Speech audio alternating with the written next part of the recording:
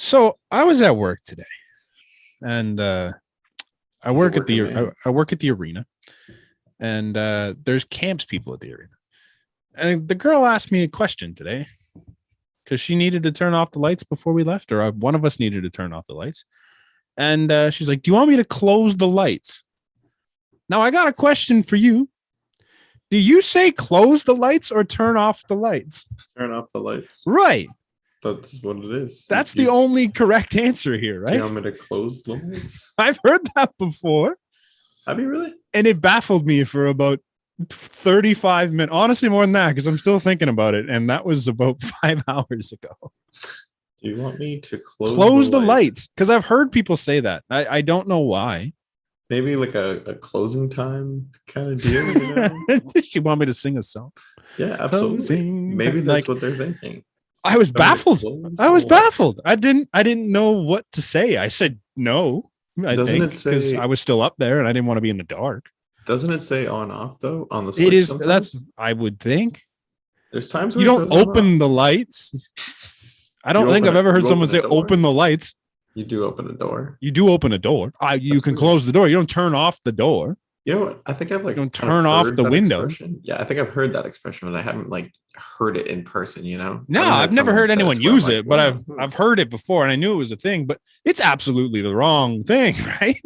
Please don't close the lights." That's just been on my mind for the past Wow. 4 hours of I my hope that you're day. able to shake that a little bit. I, I hope I'm that you're able to get I'm away honestly from that. gonna be just mentally not with it Yeah. because someone said to me, "Close the lights," and it broke me.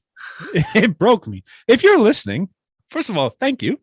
Welcome to the BnB Great podcast. opener, yeah. I would like to know: do you say close the lights or turn off the lights? Because I'm baffled, and if there's other people like this person, I would like to know about it, and I would like to know why. Thank you for your time. Close the lights, Brant. She's like, "Do you want me to close the lights?" I'm like, "No, but I want you to turn off the lights." What do you mean? Can You'll figure it out. Can you You'll open the figure it lights out. for me? Yeah. What? Now, I don't know if I've said this before, but I remember in high school, we used to have this picture in the locker, and it said, unlike other coffees, we're unlike other coffees. Like, I guess that's factual. I mean, Absolutely. But we sat there for hours on end, days at a time. I think it was 3 years consecutively of just figuring out what the true meaning of this unlike other coffees, where unlike other coffees meant. And there's an easy answer, I'm sure. But there's a deeper meaning. is there not a better way to say you're just unique? Like, Right? I feel like that's just a broken ass saying. Yeah. But you know what though? As broken as that is, 3 years it's went stuck by, with you and for the rest. was It's gonna there. stick with you for the rest of your life. Absolutely. You'll never be like another coffee again. No, I don't even remember what coffee brand it was. Oh, this was an actual ad. Yes, it was an ad for like a magazine. Yeah, it was a magazine. Oh my god! Ad. What? Yeah, we just you need something to hang in the locker, and we found that, and I was just like, wow, that was dumb. Wow, that's yeah. What a way to start an episode for us. We might not talk sports today. We might just reminisce about all the ridiculous things that have ever happened in life. All the crazy things that we've heard. Yeah. Yeah. There could be some sports related things. I remember the Florida announcer that used to just you could mail in. Yeah, you could mail in lines from movies that you wanted him to use. If you listen back to some of those names too, it's like Brian McCabe is there, like leading the charge. I think I hear his name like 6 times. It's that crazy. Was wild times back in Florida. Ole Jokinen, man, the stud, the big Florida Panther. Realistically, we could just sit here and like sports related enough and just talk about everything in life we've ever gone to do with sports. Yeah, for sure. Honestly, my favorite sport related story that I was a part of, we almost started a war in a charity 3-pitch tournament. And it wasn't my fault. I would just like to point out I was there and I was a part of it, but it was not necessarily my fault. For those of you who know Brant, it is normally his fault. It is usually my fault. And I had a little bit of blame in this one, but I was not to blame for this one. We were obnoxious, very much obnoxious, but we were good because we came into this tournament thinking, hey, we're going to come in and win the thing, because that's what you do at tournaments, right? You show up, you want to win. Little did we know, everybody else is like just learning how to play baseball and never swung a bat before in their life. So we're coming into this tournament. We won 3 straight games, like by double digit, like 32-3 and like stuff like that. 3-pitch tournament. Like we had so many like no hit innings in that tournament. It was a joke. Like we were too good for the tournament. So I felt bad. But this one team, we were obviously hammered. It was like 4 PM, and we've been drinking since our first game at 7.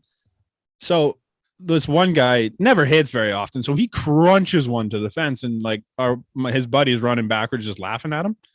And they didn't appreciate the fact that he was running backwards, so they started getting yippy. And the girl like threw the ball at me because like I was pitching for my own team. She threw it at me, and she chirped something at me, so I said something back. Turns out her husband was the shortstop. The husband looked like King Kong, but all fat and like about yay big, and he turned and looked at me and said, "Hey, buddy, why don't you climb back up on the fucking womb?" I'm like, what? I like to chirp people, and I'll get into verbal wars here and there, but never once has someone said something to me that broke my brain, and that was the moment. He told me to climb back in the womb.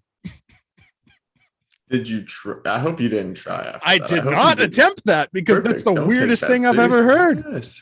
He climbed back in the womb. You know what though, dude? He got in your kitchen. How'd you pitch after that? It's fine. I was pitching my own team. They made a lot happen. But I was like, I think we mercied them 2 batters later. And like in the middle of the yelling match, one of our guys hit a home run. And I was just like, that was fantastic. But yeah, it told me to climb back up in the womb. And I'm like, I can chirp back at most people. And like, I'm pretty quick-witted with most things. But that just broke me. I'm like, I don't even know what you're trying to say here. Like, what is the chirp there? That's my favorite sporting story I've ever been a part of. I have not much to add. Yeah, no, it's my favorite story I've ever been a part of in sports. And it happened in a fucking charity 3-pitch tournament. What a time. That's just like, there's people out there who don't fully understand the word recreation, like words recreation or charity. Like, you know what? That's where sport truly just comes in and says, we're going to dominate all. And as long as there's a set level of competition, it doesn't matter. There will be words to be had. I had so much over me too. At the time, I was like $145. Like I was a rake. And this guy was like a good 350, but like 5'8". Just this round human being to run. He could have ran me over like a bulldozer. What was your plan? I had no plan. I didn't think I was going to start a fight with the obese shortstop that could have ate me in one bite. Like I was just not happy about the girl yamming balls at my fucking shins because she was pissed off that we were crunching them. I'm like, okay. So I said something back. I'm like, I think I told her to grow up. And then buddy just chimes in with climb back into the womb. And I'm like, he went the opposite way. You said grow up. He wanted me to grow down. I'm like, what? I'm like, look at you. You can eat me. I'm like, you had so many possible chirps and you went with climb back in the womb. He wanted you to Benjamin Button this thing. That was great. Just go back. It was great. What a time. Get younger. What a time. Favorite thing of all time in sports. Speaking of real sports, the NHL has their expansion draft tomorrow. Isn't it? I'm a little more excited, I think, than I was originally. There's some players for the record. There's a good list of guys out there. That's the thing. It's not just like some randoms. It's not just like some players who are going to prove it. It's like there's some names who have kind of proved it. Yeah, you're right. You know, I don't really know what else to say about that. You're right. There's some good guys, solid first line guys coming off of rosters that Seattle has the ability to pick up. Whether or not they do that is a whole nother story. But they could be really good. I don't think they'll be Vegas good, but they could be good. And it depends on what they view free agent, like how valuable they think free agency will be. Like if you want to walk in with a lot of money, or do you want to walk in with not that much because you'd rather have your set team, right? Yeah. If you think that there's something in this draft that you can put together and make a competitive first year, you don't need to be Vegas good. They can be a playoff team because their division sucks. So they could easily walk in to be a playoff team. Yeah. Shout out to Seattle because their asking price to not take Mark Giordano was a first and a third and a prospect, I think. Love that. That's so fantastic. Like they're just like, nah, pound salt, we're taking our team If you want us to not take someone, give us everything you've got. And there's going to be teams that do it. There's going to be stupid ass teams that decide they want to keep. I don't even know. Give me a shit name off the top. Okay, but while you're thinking of the name, though, there have already been some interesting trades to try to avoid certain things. Like players have gone for nothing. Yes. Some of them, and to weird teams too. Andrew Ladd got traded for literally no return. I didn't even know Andrew Ladd was still in the league. He got traded with a whole bunch of picks for nothing. Nothing. Ryan Ellis trade was terrible. Right. It made no sense for Nashville. No. I don't get that one bit. And then Nolan Patrick goes as well. Over to Vegas. Yeah, and Cody Glass is now in Nashville. Like what? I don't understand what Nashville's doing with that deal. No. It doesn't make a lot of sense. I don't know. It's going to be a real interesting night. This is people worried, right? Like, because there's players there. So, like, I think the biggest name right now, obviously, is going to be Carey Price, which, granted, knee injury is a flag waving for sure. Knee injury. You see what I'm saying? Yeah. You know what I mean? I think it more and more every day. It seems like it's a Mark Bergevin created knee injury. That's just like he's hurt. He may need surgery. He's playing the IL game. Yeah, but like if I'm Vegas, if I'm Seattle, and this Vegas on the is already gonna get really confusing. If I'm Seattle, like even if he's hurt and he's gonna miss the whole year, you can put him on LTIR, but he's gonna get you to the cap floor. He will, but there's other goalies who could also absolutely, but like. You just saw what Carey Price did in the playoffs. Oh, I don't think he can do that for a whole year, but as a veteran goaltender on your team, on a team that has a shit ton of cap space and you can create your own cap space right now, why not? He also has control. Yeah. He's got 4 years, 5 years, whatever it is. He would have a no movement clause.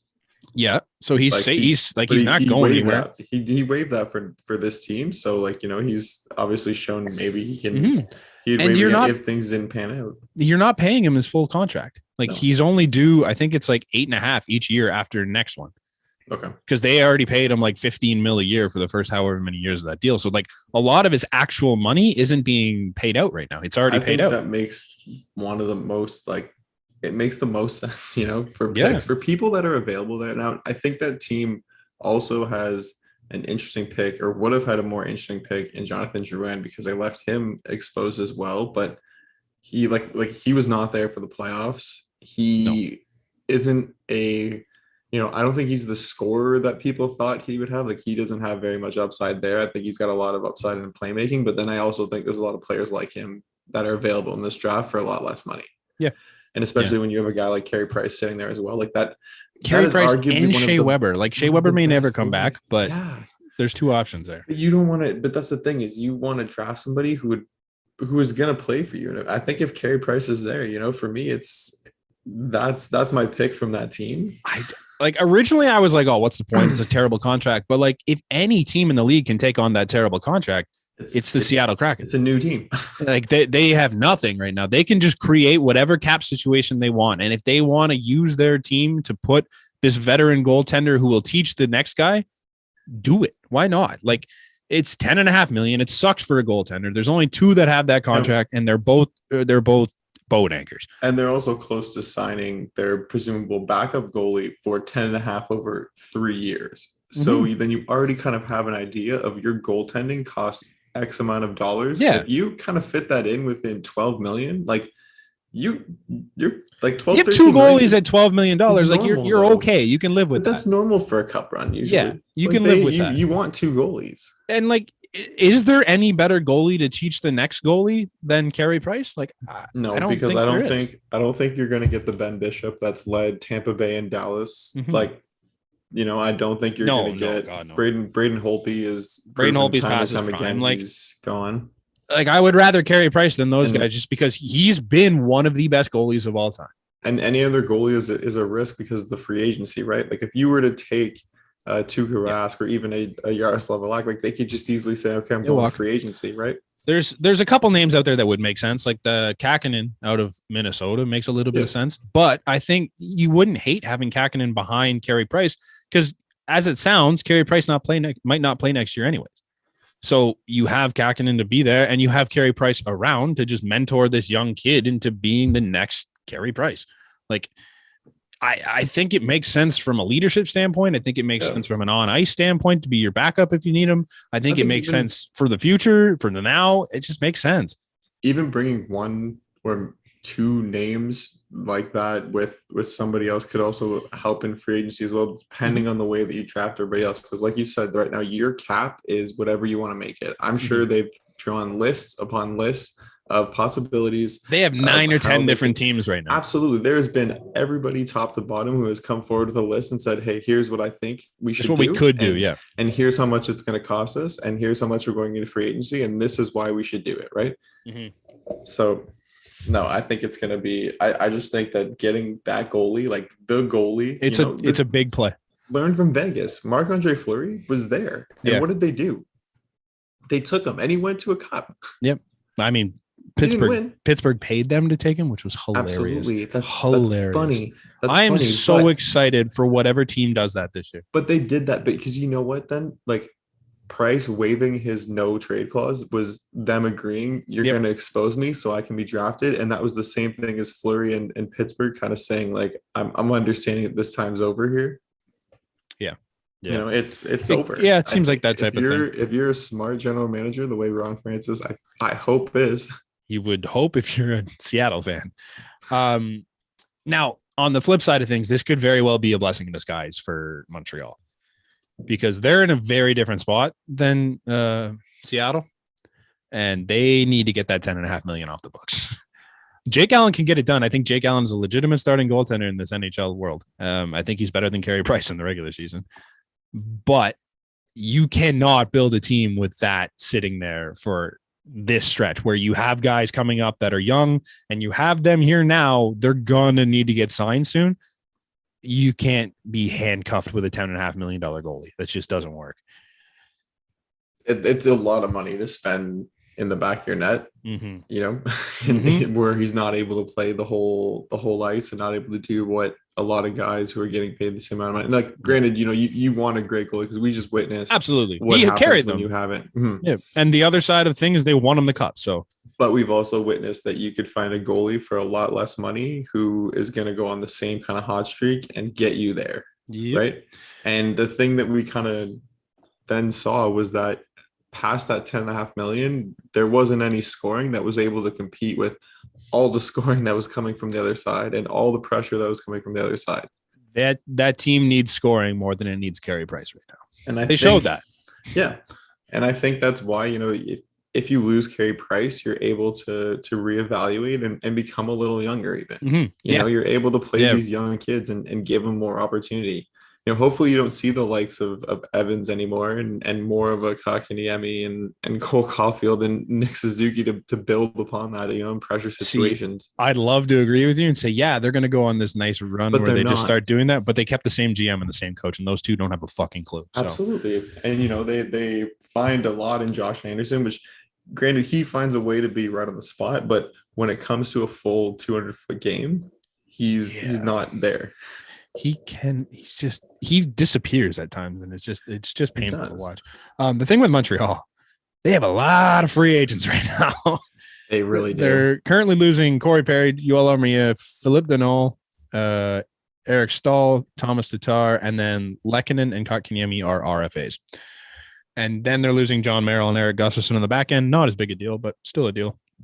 And then next year they lose a bunch of guys again. So you're looking at paying guys now. And this is a year like your roster is going to look significantly different than it did this year. Even like that's what 1, 2, 3, 4, 5, 6, 7 forwards. It's a lot of your culture, you know. 8 forwards, sorry. 8 forwards. That is a lot of your culture there, and it depends, you know. I think this is really going to show what happened in the playoffs. How close do you think you guys really were? How bonded were you guys really to making this next? Are you willing to bring that team back? Do you think that you're going to make another run? Yeah. You know, do you think that you're able to do this again by adding because you're not going to go after these huge names in free agency. You're going to have to go after like probably some gambling pieces that are going to be a little less money, but are going to have to turn out and be led again by the names that led them to the Stanley Cup Finals, right? Yeah. It's going to be a very interesting year for this team, especially if they lose Carey Price.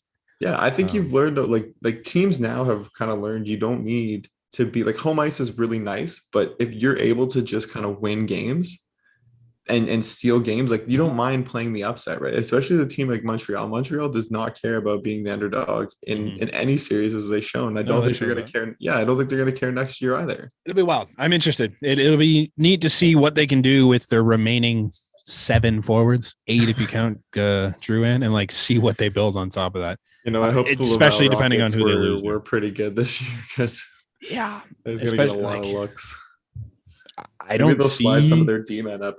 Jeff Petrie, he's pretty offensive minded. I don't see anyone in their system that I'm like, cool. Ryan Poehling had a really good World Juniors, but Jesse Yolonen, like. They're not there. There's nothing that you're like, all right, this guy's going to come up and be fantastic. Caden Gooley's will be okay. Yeah. The good thing is, I guess, if you do lose a lot of those names, then, free agency, you're now able to buy, right? You're one of the buyers. Sure. So, they have a lot coming off the cap. And if you lose carry price is $10.5 million, you have a lot more that you can take on. So I don't think they'll be too disappointed to see him go. Obviously, as a person, you hate to see him go, but as a player and what his contract is, I wouldn't be too disappointed if I'm a Montreal fan. Pretty simple. Another interesting name on the list, it seems like a foregone conclusion he's going to Seattle at this point, is Mark Giordano, because there's no chance they're paying the first and the third to keep him, right? I find that's interesting already that, teams called him. I think another interesting one for me too was Gabriel Landeskog. Yeah. I get it because they were so far off. UFA, they won't in contract. Yeah, I understand that, but it's what, next year that's the McKinnon year for sure. This is where you make or break it. That money coming off is going to help them, right? It's weird that they are so far apart with Gabe, but like, do you think I love Gabriel Landeskog? Yeah, absolutely. Being one, I think he is. What is he? The youngest captain? Like, I think he has that. Did he take the title? And then I think Connor took it from him. But okay, yeah. So, but he was at one point the youngest captain. He's an incredible captain. He's a good player, but I don't think he's as good as he thinks he is. Thinks he is without Nate Mack. Right. And I think that's kind of like there's no doubt the talent's there, but you obviously are then in that much like better company when you have a guy like Nate Mack and even Mikko Rantanen, right? Because he kind of came around, and then you got Cale Makar coming from the back end who helps you as well. Like there's guys. You're not a key cog in that system. You kind of get the fourth or fifth best matchup from people because they just kind of forget about you, right? Like you're what's not even your third. You're like the fourth option. That's what I'm saying, though. You're fourth option, so you're getting the fourth like defensive look, right? Whatever that looks like. Yeah. And then he's he's benefiting from that for sure because he's absolutely a talent. But like getting the C so young is not a mistake, right? No organization would do that. He's a great leader, right? Like he can lead your team. He's great on the ice. He's not afraid to throw down the gloves if he has to. Like he's ready to fight for your team. Stands up for himself for sure. Yeah, stands up for himself, stands up for his teammates. Like he's a great guy to have. And I think that's a fantastic asset. But in terms of being the talent on the ice, I think his comparable to me is Ryan Nugent-Hopkins. He plays a very similar style of hockey. And Nuge got 5.125. I think that's where your contract has to sit. Like, I think that's their value. I don't think they're any more than that, given the fact, like, I think the numbers could suggest that Gabe deserves a little bit more than that. But if you look at his numbers before Nate went on this ridiculous stretch, Nate's been good for what, 3 years? I mean, he had a pretty good rookie campaign too. Like, I think since he got in the league, he maybe not, How long has it been the Rantanen, Landy, and McKinnon line? Is it 3 years? 4 years? I'd say 3 years. 3 years, right? So yeah, since those, he went 75 points in 73 games, 44 and 54, and 52 and 54 this season. All decent numbers. Like, he was hurt the last 2 seasons, so like he didn't really. Yeah, I guess he played most of this one. But he was hurt the year before last year, so he only put up 44, but in 54 games, so that's good. The year before, when they were on that line where they were buzzing, he put up nearly a point per game. But you go before that, before Nate went on this ridiculous streak where he has now become arguably a top 2 player in the NHL. No, I don't even think it's arguable. He was 62. Usually just roll with it. Usually he was 62 points in 78 games the year before, 33 and 72 the year before that, 53 and 75. 59 and 82, 65 and 81. For a guy that's supposed to be good on offense, those aren't very good numbers without Nate McKinnon. But like, granted, the names that have come into this team also have taken away, like, they're going to take away points. Right? Like, Cale Makar is going to take away shots that you would normally have, right? Having guys like Kadri and even Tyson Yost, who like kind of just are there sometimes, like they're going to take away some ice time if they're hot, right? Like if they're competing, and yeah, I think that also, like, for him, he recognizes that, and he kind of just continues to do whatever. But now when you go to make a case in free agency, like usually the other teams are, as much as they're saying, look, we love what you bring to the team, they're also saying you're not worth this much because of this, and this, right? Like it's kind of like arbitration for baseball players. Like when they go up and say, hey, I'm worth this much, and then here's why we don't think you are. The team says this is why you're not, right? Yeah. That kind of how it is. I understand why he's trying to get big money. Makes a lot of sense. Like he is a good player. I don't think he's worth what he thinks he's worth. Because what do you know his contract offhand? Probably not, eh? No. So he was making, let's figure it out here. He was making 5.5. So you're looking for like a sign similar, but like that's the thing though. You'd probably get maybe like 6 point, like let's go 6.3 and up is what he would maybe settle at, because you want some sort of an increase. I'm not saying that it's going to be huge, but he probably sits around 7 to 8 right now. And you know what?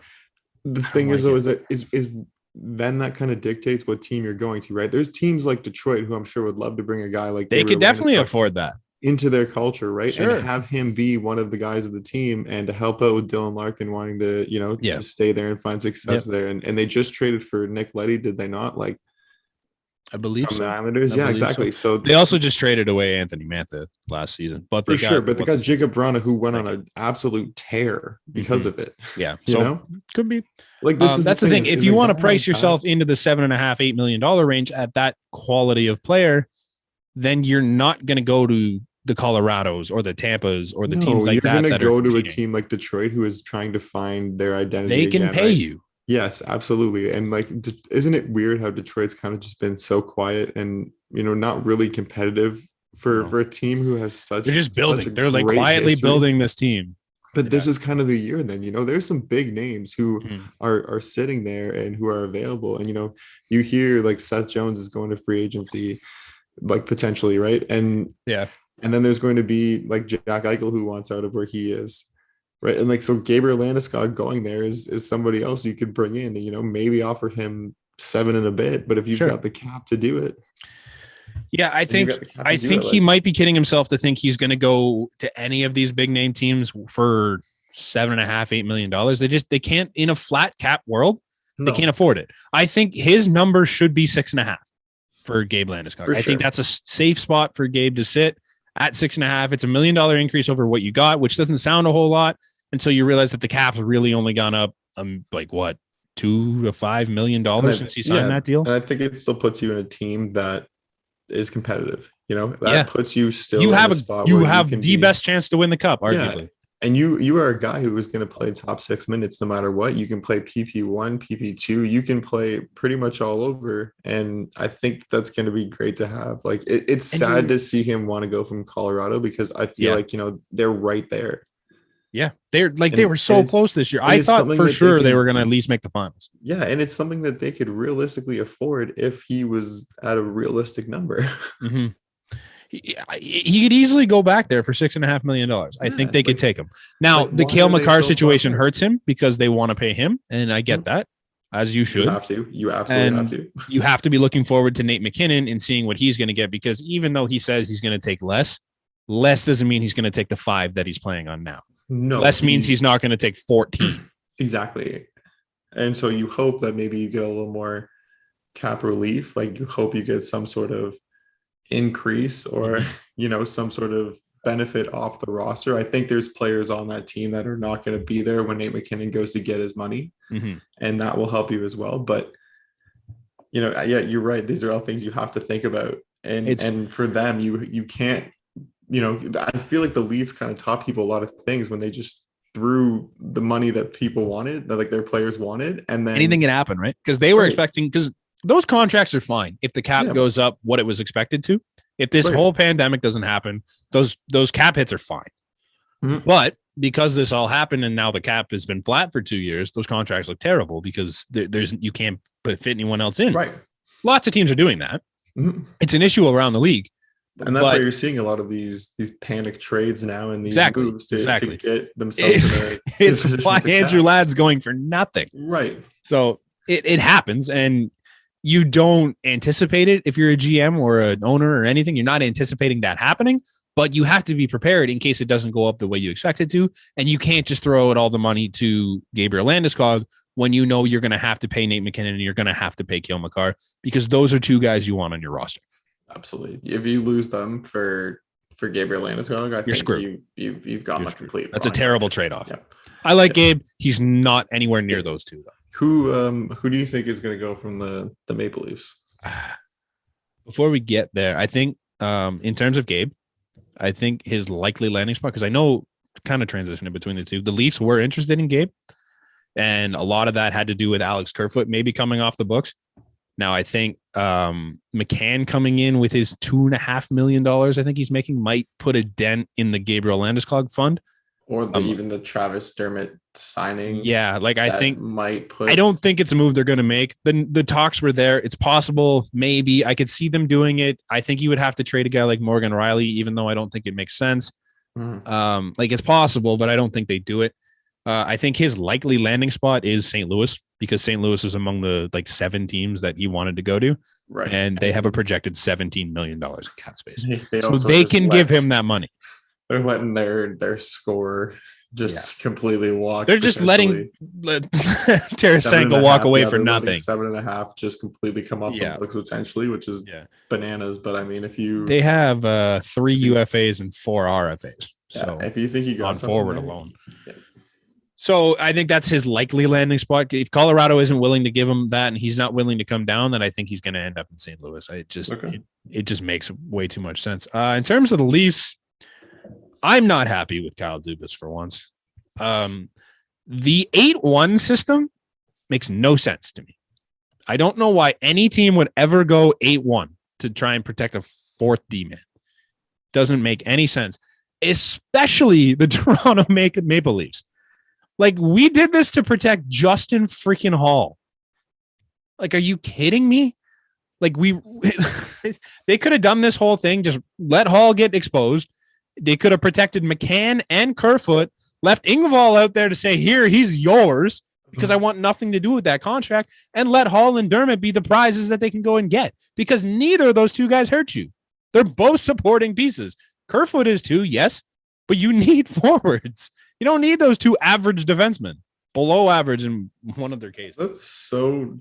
I'm sorry, that's just so funny. Like, I'm not understanding of what was the big gain there, or the realistic, like, for Justin Hall. Did you value Justin Hall? Like, even if you say, like, let's say you wanted Kerfoot gone because that's a contract that you can kind of be okay with moving, and the money is more important than what the player you're losing is, right? Especially after bringing in a guy like McCann who can not do. He can be your Kerfoot, but he's not. He can't do exactly that. Mm-hmm. But he can be similar. But he softens the blow of what you lose from that, right? You're not trying to fill him with one player. You might have to fill him with 2 players. I don't mind losing Alex Kerfoot. I don't like losing Alex Kerfoot for nothing. Yeah, I just didn't understand, like, when you protect a guy like Justin Hall would not even be, I think, in the top 4 names of players available from the Toronto Maple Leafs. And even if he was, are you that serious that he was that good for this team? There are 3 D-men that needed to be protected on this team, and they could have done it with the 7-3. Yeah. Doing 8-1 makes no sense. You just protect your 4 big boys, and that was then on forward. And then for some reason, you want to throw in Justin Hall instead of 2 forwards. Like, that makes no sense. Yeah. I don't understand that whatsoever. I think Kerfoot's the name that goes. It seems like a foregone conclusion at that point. There was this video that came out today of this dude throwing a fish, and they were like rehearsing how they're going to do it. I kind of think the McCann is. I think that because they left him exposed after trading him, it's almost like a kind of like you guys are dumb. Now that would be a bad look, but when you look at it in a vacuum, it's essentially giving up Hollander and what was it, a seventh, fifth, whatever they gave up in that deal. Yeah. It's Hollander and a seventh you just gave to Seattle, realistically, from what the roster was. So like it's not bad, but it's a terrible look. Like it would lose the guy you just acquired. Yeah, that's not like, I don't know why you wouldn't protect him unless you have something else that you're gonna make a deal with. Like maybe they have a deal in place. Yeah, who knows? Now a lot of people are excited about like, oh, it's gonna be Kerfoot. Like let's go. Like woo, yay! I'm not like. Kerfoot could probably go off this roster because $3.5 million is a lot of money. You could use that somewhere else. But you're letting Kerfoot go for free. But he also brings a lot to the game if you're a Seattle franchise because he can play the wing and the center position. He's so versatile. He can play pretty much any line on center or wing. He's like he's good at a lot of things. But you're giving him up for nothing as opposed to just hanging on to him and trading him for like even picks. Like get a third or a fourth round pick for him. Right now you're getting nothing. You're just getting rid of them. It's just I don't like that they're doing it for free. I don't care if they hang on to Kerfoot. I really like Alex Kerfoot. I think he's a good piece. But if they want to move him to have that cap flexibility, it makes sense. I think I'd be most surprised if they picked Dermott out of everyone. Yeah, Dermott. I would love to see them take Dermott. I think Dermott's a great kid, and I think he deserves the best. Showed anything to anybody that, especially coming in an expansion year. Yeah, no, that was not the year to have a bad season. The only thing you could argue is he's young. He's got control. There's guys out there like that. It's just there's not in these drafts are just there's a lot. There's no sense. That's the thing. It doesn't make sense to draft Travis Dermott, but I think he deserves a shot. I would much rather see him in Seattle than here because I think he has a chance to play in Seattle. For sure. He's a great kid and he deserves his chance, but it's just. Yeah, I think that Justin Hall protection, though, just proved that you've got realistically, no opportunity in a top 4. Yeah. I would love to see them just throw us all a curveball and take Pierre Engvall. I don't think you can. He's fast. He's incredibly fast. If you're still making picks, Ron Francis. I want them to draft Freddie, even though he's going to be a free agent. Just take him. No, you can take Pierre. Pierre's just so good defensively, and he's got a long stick. He's a machine. He's got a long neck. He's a giraffe. He's a good-looking man. He'll bring up your team looks very quick. Who do you have coming out of Chicago? I haven't actually looked at Chicago's list. Unfortunately, I really like this guy as an addition to the team, but Nikita Zadorov is going to be. That seems the likely pick because he's an RFA. He's a 6'6", pretty mobile defender and throws body. Yeah, I think the only other. They take Malcolm Subban, I'll jump for joy. I don't know. I think the only other thing on there would maybe be Calvin DeHaan. I think Calvin DeHaan's also a good D-man. I hope so too, because that's another $4 million. So we'd go to 19 million, I think. Go close to 20 million. I think that would help Chicago a little bit. I don't think Zadorov is. I would even honestly be willing to give up a pick for that, because then you take some of that four and what is that? I think it's like 4.4 for DeHaan, and then you give it to Zadorov on an RFA deal and spend that money elsewhere. It's interesting. Yeah, I like the pick for last week. I think we talked about Duncan Keith going to Edmonton and taking all that money. If that's kind of the trend that you're going in, then that move makes sense, right? To say, hey, we'll do DeHaan and a pick. You take that, and then we free up even more. Yeah. It's interesting. One of the other more interesting names out there is Max Domi. I am shocked at how quickly that guy's career is just spiraling. I'm really not, man. I thought about it, and just the Columbus. I don't think any team like that, is really fit for him. I don't even think he'll find a true home in Seattle. He kind of just seems like one of those players that's going to be 2 to 3 years in places, right? He could also end up being the next William Karlsson. It really surprised me. You just go there and just get a new start. And one of the things that would be interesting too is if they took Duran from Montreal and they took Domi from Columbus. You get them both. You could get both of them. It'd be neat. Yeah, it's it'd be interesting. They were in Montreal together for a bit. Yeah, I think so. Yeah, it'd be an interesting deal. I'm real excited to see who goes where. Some chemistry, I think that helps you out huge from the start. Yeah. Is there any other names that were out there that were kind of ridiculous? I don't think there were many. There's some that are just strange. There's some household names. I feel like that are always always available. But the issue is the unrestricted free agency for a lot of these guys. You know, like you could draft them, but there's almost no point. Mm-hmm. Capo Kakinen was a weird one. I'm surprised they protected Cam Talbot over Capo Kakinen, but you could see that coming because they were using Talbot more. Yeah, they had him in.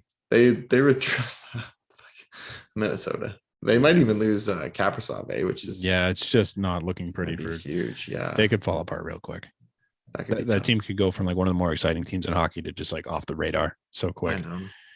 They went from off the radar to exciting to right back where they started. Mm-hmm. Just like that, eh? Andreas Jansson's a weird one. Not that they spent much to get him, but like so quick they turn on. I feel like he could be a pick though. Like that's the thing though. Is he's a name that could bring something. Someone made a great point. He's a guy that came into the league and he had issues because he had asthma, and the Leafs figured that out and they helped him with it, and he became what he was in Toronto, and then he got COVID last year.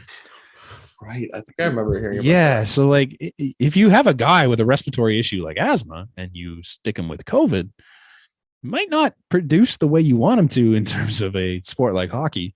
There could be a little bit more to Andreas Janssen than what we saw in his first year in New Jersey. I maybe not. Maybe he was a flash in the pan here in Toronto and he's just not anything anymore. But who knows? Lou Lamoriello was doing some wild shit. He protected Matt Martin and Cal Clutterbuck in hopes that they would take like Bailey or Eberle. He signed Andy Green to a contract again. It's ugly. It's really ugly. What is he doing? Like, what's the deal? I would take Josh Bailey, to be honest with you. I did not mind that contract at all. I don't hate Jordan Eberle's either. Neither do I. Like, that's the thing is, I looked at both of those names and I would be totally happy with that. Cal Clutterbuck. Fucking Matt Martin. Was he drunk when he submitted this list? Like, why both? Like, I understand if you're trying to give away someone for free, but why both? Old Lou was at the bar just hanging out, you know? Same night he made the trade for nothing.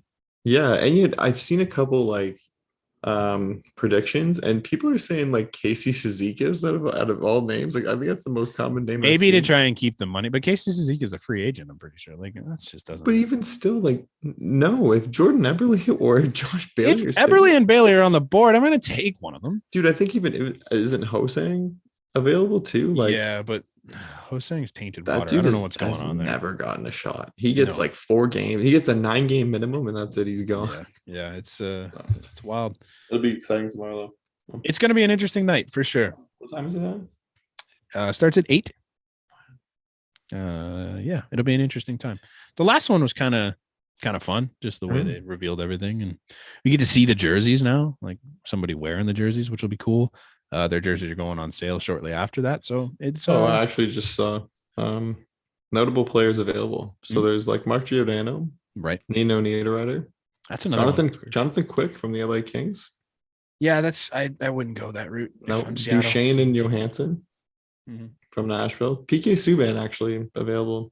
Yeah, I did just see that. Matt Murray was a big one. James Van Riemsdyk, another Leaf. They are just trying to throw out cash there because they're trying so hard to get Voracek off that team. Like, apparently they're pushing really hard for them to take Voracek, but obviously they want picks. They want big picks. And like, to me, Philly's not in a spot where they can give away draft picks right now. They are at the end of the rope in terms of this team. That you always just ask like for picks. Sure. If you say, hey, if you're going to make a demand, then like, okay, I want picks. I want big picks. And like, you have no reason to not. Like, I want the best, or I'm going to take your best guy available. Like, if you give me something to actually say you care about keeping this guy, or I'm going to take this guy. Like, who cares? Yeah, if you're going to, like, you should be doing no favors in this draft if you're Seattle. Like, you don't have to, you're not going to do favors the rest of your career. You don't need to get these guys in your good books, because if you give them a decent deal down the road, they're going to have to take it, or else they're idiots. Plain and simple. It's just, I don't understand why teams are trying to trade to get, like, here's a player to take another player instead. Like, that makes no sense to me. If you're still doing that after seeing what happened with Vegas, you should be fired. They lost hard. You should be fired. Every team, there's about 4 teams out there that just Columbus, dude, brutal. Florida, brutal. Like, what do you call it? Shea Theodore went from where did Shea Theodore go? From Anaheim, so that they could keep Manson and someone else.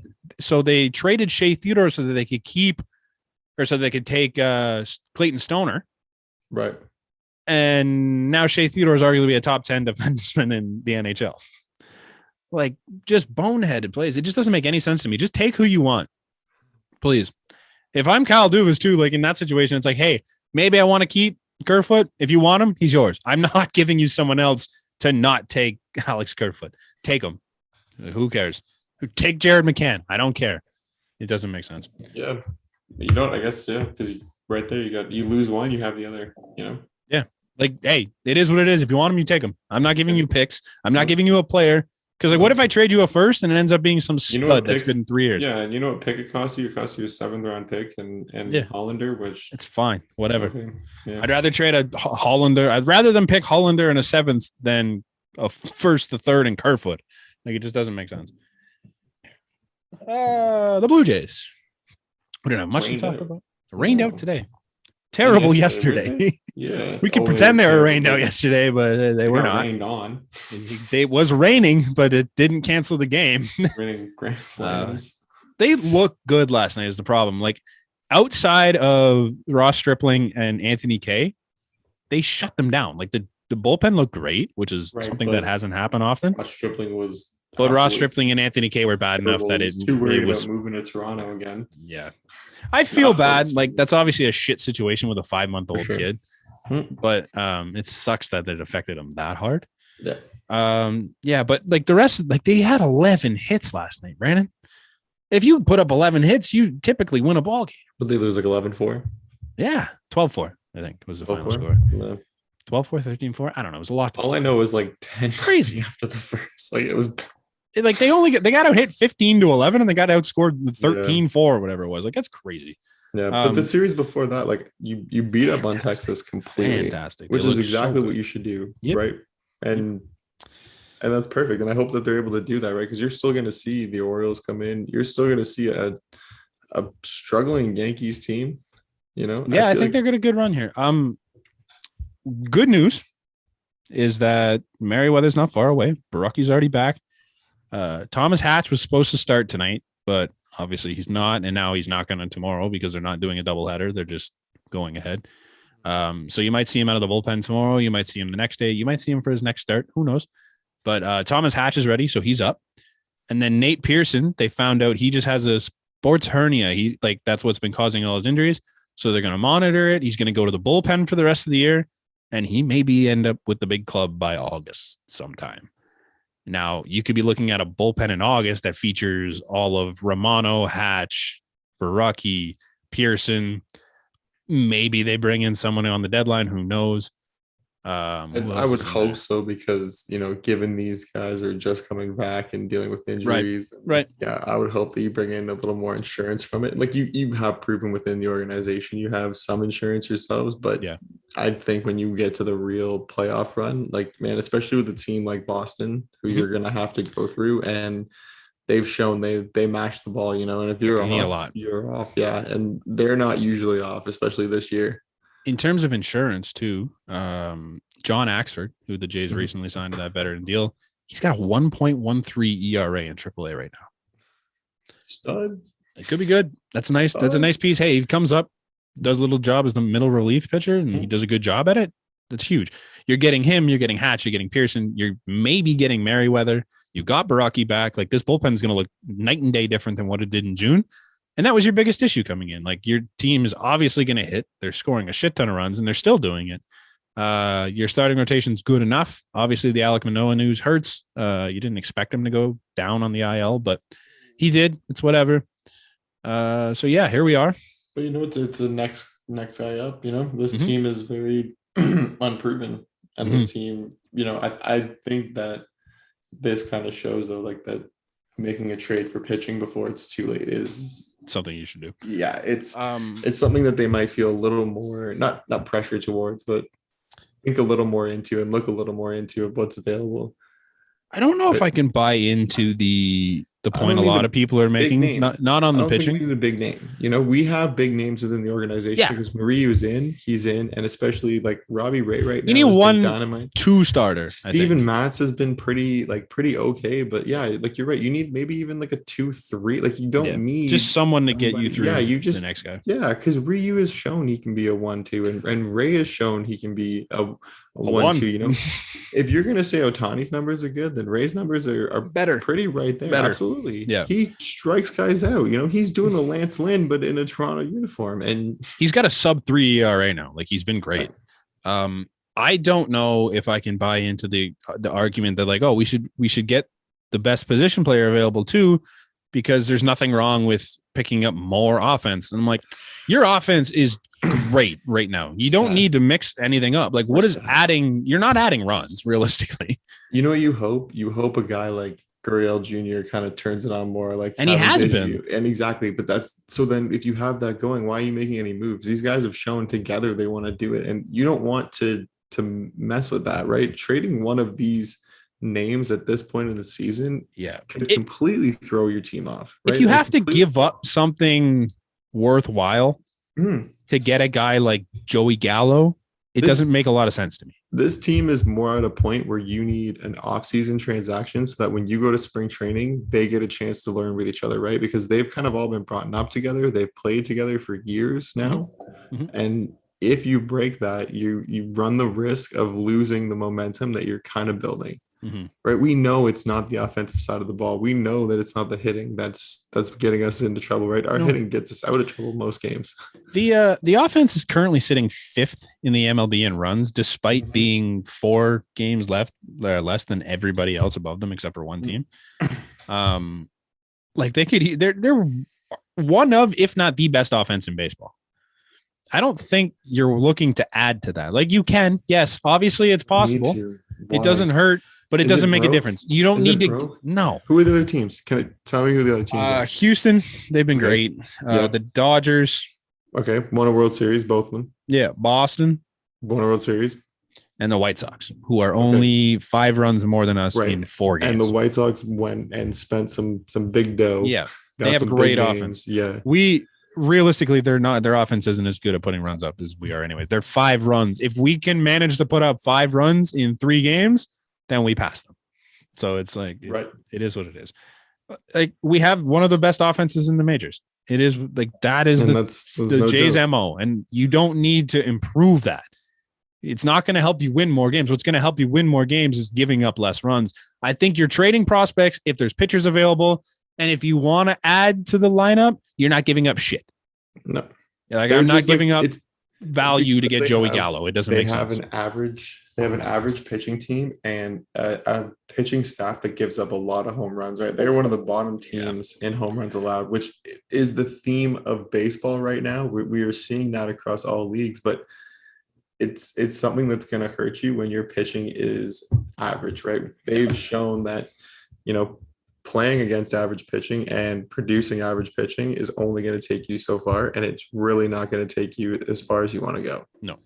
You need pitching, plain and simple. If you want to be a championship team, you need to pitch. And I think a lot of these guys, they're pitched to contact. Like Ryu doesn't come at you with blazing stuff, and they're going to get hit. Absolutely, there's times that they're going to get hit. There's times that their stadiums that they mostly play in are hitter friendly. The Rogers Center is not. No, man. The ball flies in Boston, depending on which side of the field you hit it on. Because it's like you hit that thing high enough, which players can. It's going. It's going. Yeah, I get it. Back in the day, it was a big deal to hit a home run over the Green Monster. Yeah, it was very different. That ball just takes off. Did we bury the lead? Come to think of it, have we talked about the Blue Jays coming back? No, we have not. Absolutely. We have not. I just decided that. Well, it was a while ago, so you already know the Blue Jays are coming home. They got the exemption. Was it July 30th? July 30th is the first day. 15,000. I'm going to spend my life savings to try and get there. For real? No, not really. No, you're not. Tickets are actually gone down compared to what they were. Like they were at $1,000 per seat at one point. They're down to like around 100 now. So, oh really? It's a little more reasonable. I'll probably try and get out to a game or two if you're there. I'm definitely going to get out to a game or two. Yeah, I'm going to try and get us as many as we can. We'll just fucking line it up. If you're listening and you're at games, feel free to come say hi. Buy us a $30 beer. We're not going to say no. Or if you want, we can mosey out of the $5 section where things are good. Yeah, no, we would love to sit, talk baseball, see you. It's fun. Get out to games, man. They're going to be a blast. But let us buy tickets first. And then get out to games. It's going to be fun. I'm so excited to have them back, man. I've been waiting to see this. Like that entire, I don't know if you went in 2019, but I didn't go to a game that year. You know what kind of bothers me a little bit about Ross Stripling's comment, though, is that you travel for baseball anyways. I get it, the family aspect of it. But they can't come now is the thing. Right? I know. I'm understanding that you just got exemption from that, but the Blue Jays organization is also capable of saying it's okay. We're gonna stay here then. Like you can make that. They could also go to Toronto. Like there's no, like the family doesn't have to. Your 5-month-old kid doesn't have any commitments right now. Maybe your wife does, which I get it for sure. But if not, home is one place for sure. But you also are in season. You're a millionaire. You're in season, right? It's part of it. You travel around. It is what it is. Like I feel bad, but like you got to make it work, man. You can't let that affect you. I don't understand. Moving from 3 stadiums, like you play in more than 3 stadiums all year long. So I don't like that reasoning. That's fair. I obviously feel bad for the dude. Like that for sucks. Sure. It's I'm a not saying situation. I don't feel bad for you. I would never. But you gotta get over it. Yeah, I've worked away from home too, right? Like we've been on certain job sites where you don't come home at night, and it's tough as hell, man. I can't imagine. And that's not that far, and like you have the ability if you needed it's like a 2-hour drive, and it's still like it feels like forever. Yeah, exactly. So I get it. It sucks, but like it's one of those things. Like it's the job. Like, even in regular years, it's the job. So I'm coming home. Cue those commercials. I've already seen like 2. Yeah. Oh yeah. Yeah. I think that's all we have. Jays just need to play. Stop raining, please. Yeah. Oh my God, I'm so sick of the rain. Yeah. Hopefully they get going in Boston tomorrow. Robbie Ray's back on the mound. Love it. Love to hear it. It's gonna be a W, I hope. I have almost completed the revamping of the site. So all of our merch is way easier to find. I got a whole bunch of stuff launching in the next couple of days. You'll be able to buy that. Everything's a lot easier to find now. So it's cool. It's going to be sorted great. It took me a shit ton of time. So appreciate the shit out of it. Buy the merch. Appreciate the shit out of it. Yeah. Thank you for listening. If you're still here, as always, follow us at the BnB pod _ on Instagram and Twitter, and at the BnB podcast on TikTok. You can find all of our links in the description below. Our website is theasports.com, in case I didn't really mention that. Don't forget to like, comment, subscribe, follow our podcast wherever you listen to them. Follow everything. Support. Yes. The handles. Yes. We appreciate you. We'll catch you next week. Cheers.